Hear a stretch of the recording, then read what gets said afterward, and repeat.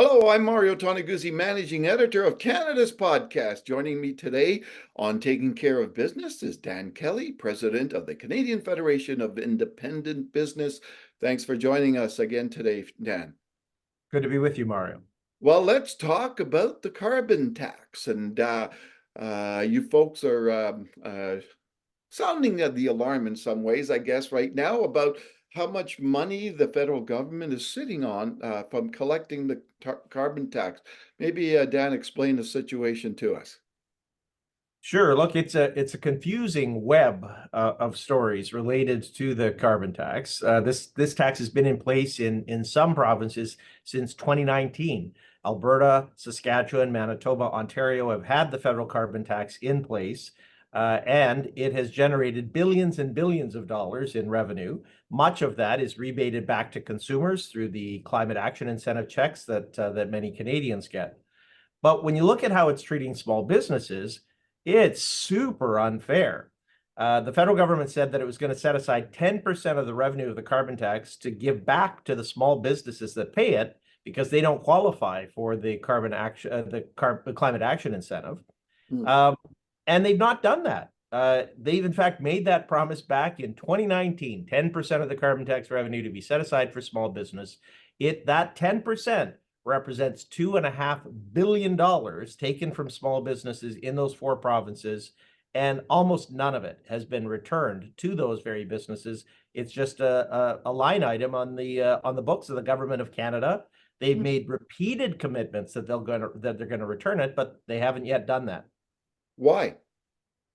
We're not sure. In fact, they said that they're still developing a program. Look, they started in 2019 creating a couple of programs to deliver the money back to businesses. The programs didn't work. Nobody applied for the money back because, of course, as Ottawa always does, creates this complicated labyrinth of forms, paperwork requirements. You have to pledge your firstborn, and then one day you might get a check back.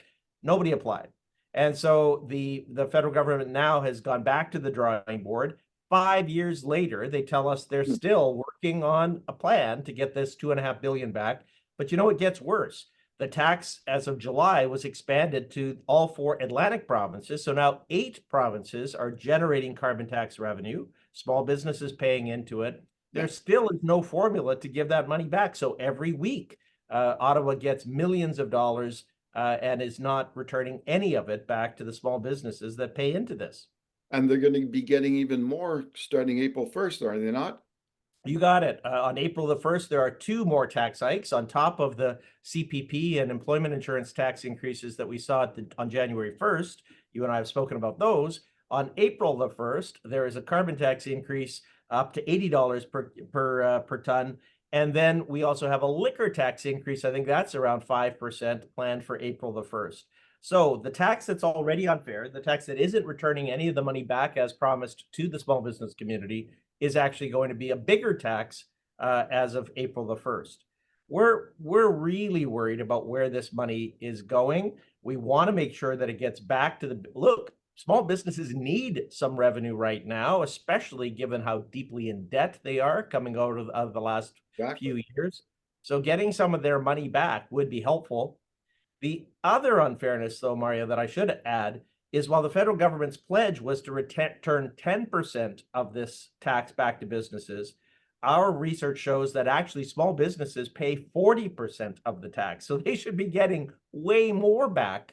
Right now, we're trying to get them to at least give us back the 10% that they promised and give it back to all small businesses.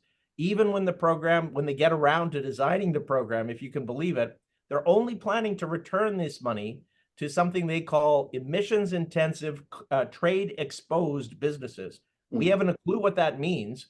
So they're going to collect it from all businesses, but just return it to a few. Okay. So Dan, obviously, besides urging the government to give small business the money they deserve, what else are you urging the government to do in regards to all this? Yeah, we want the feds to do a bunch of things. If we're going to have this, like the whole concept of the carbon tax is that you put a higher tax on carbon intensive activities, and then you give the money back so that those same people, consumers and businesses, can put it into lower carbon activities. Well, that doesn't work if the concept works at all, it sure doesn't work if you're not giving the money back. Yeah. So we want them to give back the $2.5 billion. We want them to increase that 10% that they pledged to 40% over the next number of years. We're calling on them to make sure that the money is given back to all the small businesses that pay into it.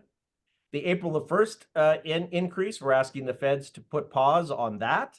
And of course, with the changes that they made last year with respect to the exemption for home heating fuel, we believe that that should be expanded to all forms of heating fuels, including natural gas.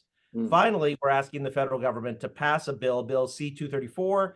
That bill is to exempt all of the farm uses, not just some of the farm uses of fuels. We feel like that would be a good start. If they're not able to do that, then small businesses actually say, well, let's just start again, scrap the whole system, and look at other ways of addressing climate change. After all, the US government, there's no carbon tax in place in the United States. Emissions have come down. There's a giant carbon tax in Canada. Emissions have gone up. We're not sure it's working. Yeah. All right. Super. Thanks, Dan, for joining us today. Anytime, Mario. All right. That was Dan Kelly, president of the Canadian Federation of Independent Business. I'm Mario Toneguzzi, managing editor of Canada's podcast, Taking Care of Business Today. Thanks for joining us.